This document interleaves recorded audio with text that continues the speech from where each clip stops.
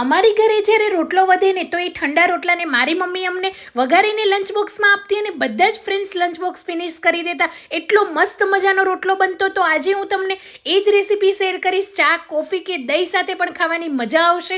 તો વઘારેલો રોટલો બનાવવા માટે અહીંયા મેં ઠંડો રોટલો લીધેલો છે. તમે જેટલી ક્વોન્ટિટીમાં બનાવવાના હોય એટલા તમારે રોટલા લેવાના અને રોટલાને આ રીતે રફલી હાથની મદદથી તોડી લઈશું. રોટલો ઠંડો છે એટલે એકદમ સરસ રીતે એનો પાવડર નહીં થાય એટલે મિક્સર જારની અંદર એડ કરીને પલ્સના મોડ પર આ રીતે રોટલાનો દાણેદાર આપણે ભૂકો કરી લઈશું. હવે કડાઈની અંદર 2 મોટી ચમચી તેલને ગરમ કરી લઈશું. એની અંદર આખું જીરું, હિંગ અને 2 ચમચી જેટલા શિંગદાણાને સાતરી લઈશું. શિંગદાણા સરસ રીતે સતળાઈ જાય એટલે લાલ લીલા સુધારેલા મરચાં એડ કરી લઈશું. મીઠા લીમડાના પાન એડ કરીશું.